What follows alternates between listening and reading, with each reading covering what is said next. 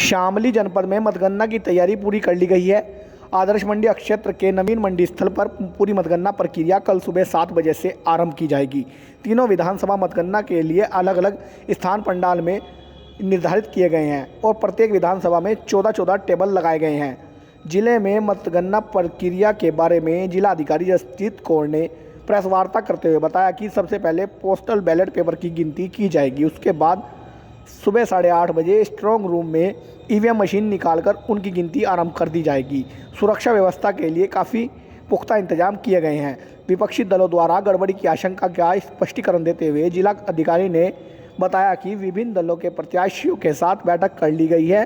उन्हें बता दिया गया है कि निर्वाचन आयोग के दिशा निर्देश के अनुसार पूरी प्रक्रिया संपन्न कराई जाएगी। किसी भी प्रकार की गड़बड़ी की कोई संभावना नहीं है। सभी दलों के प्रत्याशियों के एजेंट वहां पर मौजूद रहेंगे। जिलाधिकारी जसजीत कौर ने बताया कि इसके लिए कर्मचारियों को प्रशिक्षण दिया गया है। मतगणना स्थल के अंदर केवल पासधारी व्यक्ति ही प्रवेश कर सकते हैं। जिलाधिकारी ने उम्मीद किया कि पूरी मतगणना की प्रक्रिया 2 बजे तक पूरी कर ली जाएगी। करना है तो क्या तैयारियां की गई हैं? मतगणना की जो हमारी तैयारियां हैं लगभग पूर्ण है। हमारे काउंटिंग हॉल्स जो हैं नवीन मंडी स्थल में हम लोगों ने तैयार किए हैं। वहाँ जहाँ पे टेबल्स लगने हैं, कुर्सियों की अरेंजमेंट होनी है, इंटरनेट की व्यवस्था होनी है, सीसीटीवी होना है, वो सब अरेंजमेंट्स हम लोगों ने पूरी कर ली हैं। इसके अलावा ऑब्जर्वर्स वहाँ निरीक्षण कर रहे हैं, जो थोड़े बहुत वो चेंजेस बताएंगे, उनके निर्देशानुसार थोड़े वो चेंजेस हैं वो किए जा रहे हैं। ड्यूटी सारी लग गई है। सेकेंड राउंड ऑफ ट्रेनिंग भी हमारी कार्मिकों की हो गई है।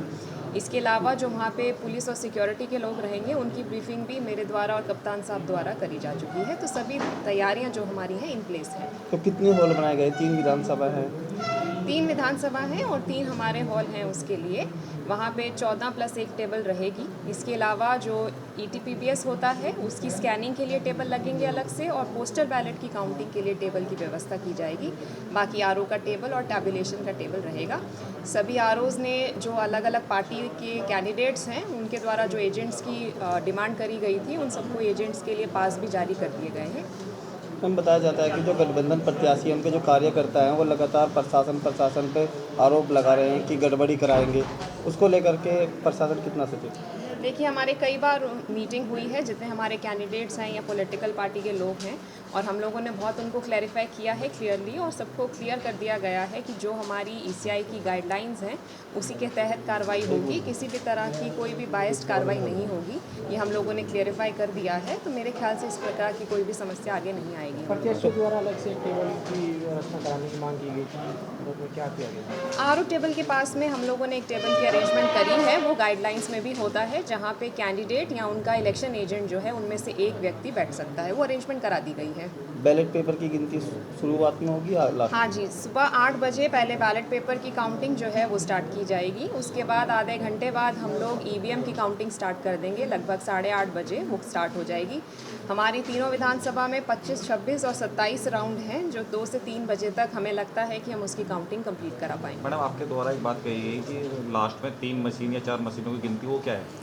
देखिए, जो नई गाइडलाइंस आई है इलेक्शन कमीशन की, उसमें ये कहा गया है कि कोई 5 VVPAT जो हैं हम लोग रैंडमली सिलेक्ट करेंगे। जो RO हैं ऑब्जर्वर की प्रेजेंस में लॉटरी डालेंगे और 5 मशीनों को चूज़ करेंगे। उनमें से VVPAT की स्लिप्स जो हैं उनको काउंट करके वेरीफाई किया जाएगा। तो जो EVM से उसका काउंट आएगा उसका, और जो पर्चियों का काउंट है उनका मिलान किया जाएगा। लास्ट में तीनों विधानसभा से है, बिल्कुल लास्ट में होगा। ये एक विधानसभा से है, पर विधानसभा 5, हर विधानसभा में 5, और उसका मिलान किया जाएगा और उसकी अलग से रिपोर्ट जाएगी। ये पूरी काउंटिंग प्रक्रिया खत्म। तो चुनाव आयोग के हैं और उसका पूरी तरीके से अनुपालन जो है वो कराते हुए सारी कार्रवाइयाँ की जा रही हैं। एक विस्तृत डिप्लॉयमेंट प्लान जो है वो बनाया जा चुका है। 3 लेयर्स ऑफ सिक्योरिटी जो है वो लगाई गई है। पहला जो कॉर्डन होता है वो पैरामिलिट्री के द्वारा वो किया जाता है गार्ड, एंड देन उसके बाद हमारी PAC और सिविल पुलिस का कंपोनेंट होता है। पर्याप्त कंपनीज पैरामिलिट्री और PAC की हमारे पास हैं अपने जनपद की पुलिस है। उसके अलावा इन सब का डिप्लॉयमेंट जो है वो किया जा रहा है, और इसमें जो चुनाव आयोग के निर्देश हैं और जनपद के जो जिलाधिकारी महोदय हैं उनके द्वारा 144 जो है वो लागू की गई है। अतः भीड़ जो है वो कहीं नहीं लगाई जाएगी। ये इसके बहुत ही स्पष्ट निर्देश बार बार दिए जा चुके हैं, और वापस आप लोगों के माध्यम से मैं दोहराना चाह रहा हूँ, किसी प्रकार का भीड़ जो है वो अनुमन्य नहीं है। और इस संबंध में सारे पार्टी के लोगों को, सारे प्रत्याशियों को और जो भी मतगणना स्थल के आसपास के रेडियस में जो भीड़ जहां पे इकट्ठा हो सकती है, जैसे कोई बैंकेट हॉल है या इस तरह की जो भी चीज़ें हैं, उन सबको भी इस संबंध में निर्देशित किया जा चुका है। तो कहीं पे भीड़ लगाना बिल्कुल अनुमति नहीं है। हर जगह पे वीडियोग्राफी और ड्रोन्स वगैरह की हम व्यवस्था रख रहे हैं, जिससे कि हम लोगों को रिकॉर्ड करेंगे कौन वहाँ पे आ रहे हैं, कौन नहीं आ रहा है। सिर्फ जो लोग अनुमन्य हैं वही अंदर जाएंगे, जिनके पास है वही जाएंगे। कैमरा आपका क्या अलाउड है नहीं है, इसके बारे में डीएम मैडम ने आपको बता दिया। इस पर कोई और डाउट होगा तो हम लोग अभी बात कर लेंगे। तो यही अलाउड नहीं होंगे। आपको पता है कि 144 जो है वो फोर्स में है, तो कोई भी अनुमन्य व्यक्ति जो वहाँ पे रहने के लिए ऑथराइज नहीं है वो नहीं रहेंगे। और ये बात जो है सभी को मीटिंग करके भी क्लियर कर दी गई। आप लोगों के माध्यम से अन्य लोगों तक भी यह बात पहुँच जाए।